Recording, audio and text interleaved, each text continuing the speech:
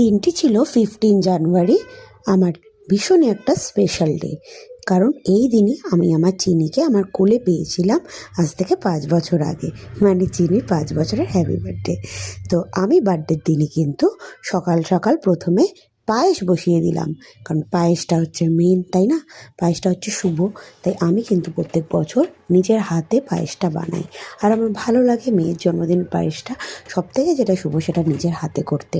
আর তারপরে আমি এখানে বসিয়ে দিলাম লুচি, যেটা চিনির আরও বেশি ফেভারিট, কারণ চিনি লুচি খেতে ভীষণ ভালোবাসে।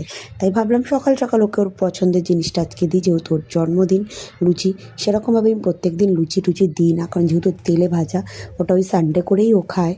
আর এছাড়া আজকে যেহেতু বার্থডে, তাই আজকে প্রথমেই লুচি দিচ্ছিলাম। আর লুচির সাথে কিন্তু কিচ্ছু নেয় না, কোনো তরকারি টরকারি নেয় না। আর লুচির সাথে ও শুধু লুচি খেতে পছন্দ করে। ও শুধু লুচি দিলে ব্যাস, ওর আর কিছু চাই না।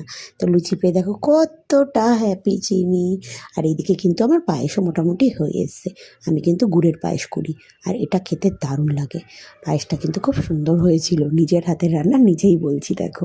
আর প্রথমেই চিনির জন্য আমি রেডি করে রেখে দিলাম 1 বাটি পায়েস, যাতে এরপরে সবাইকে দেওয়া যায়। তারপরে আমি চিনিকে তাড়াতাড়ি করে স্নান টান করিয়ে নতুন একটা জামা পরিয়ে দিলাম। এই জামাটা পরে চিনি খুব হ্যাপি। নতুন জিনিস কেনা পছন্দ করে বলো, আর চিনি তো ভীষণ স্বাস্থ্য পছন্দ করে, তাই ও ভীষণই হ্যাপি জামাটা পরে। আর তারপরে আমি ওকে দিয়ে দিলাম কানের পরিয়ে। কানেরটা দিয়েছে ওর ঠাম্মি। ওর ঠাম্মি ওর বার্থডেতে ওকে এই কানেরটা দিয়েছে, বল কানের, যার পিছনে রিং মানে কি প্যাচ করা রয়েছে। তো প্রথমে করবে না বলেছিল, কিন্তু দেখে তো পরবেই, ও তো স্বাস্থ্য ভীষণ পছন্দ করে। তারপর ওকে পরিয়ে দিলাম। স্নান করে উঠেই নতুন জামা কানের পরে ওকে একটুখানি রেডি করে বসালাম।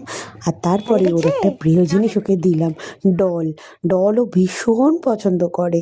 আর এই বারবি ডলটা ওর মামা ওকে দিয়েছিল, আর সেটাই ওকে এখন দিলাম। তারপরে যেহেতু রান্নাবান্না হয়েই গেছিলো, মানে সেদিন তো আমাদের বাড়িতে রান্নার কিছু ছিল না, সেদিন একেবারে অনুষ্ঠান বাড়িতেই রান্না হচ্ছিলো, আর শুধু পায়েসটার 5 রকমের ভাজাভুজিগুলো করেছিলাম।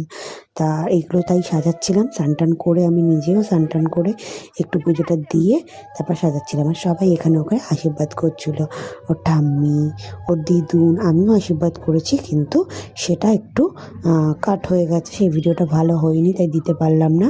ঠাম্মি দিদুন আশীর্বাদ করছে, দেখো কত সুন্দর। আর ও কিন্তু চুপচাপ করে সে আশীর্বাদগুলো নিচ্ছে। আর এখানে কিন্তু তারা এখন অনেক কিছু দেওয়া বাকি ছিল, মাছ মাংসগুলো, যেটা আমি সাজাতে একদমই ভুলে গেছিলাম। এদিকে দেরি হয়ে যাচ্ছিলো বলে তাড়াহুড়ো করে আমি ওকে দিয়ে দিয়েছি। তারপরে আশীর্বাদের পরে দেখছি এ বাবা, ডাল মাছ ফাছ কিছুই দিইনি, শুধু ভাজা দিয়ে বসিয়ে দিয়েছি। যাই হোক, তারপরে ওকে দিয়ে দিচ্ছিলাম।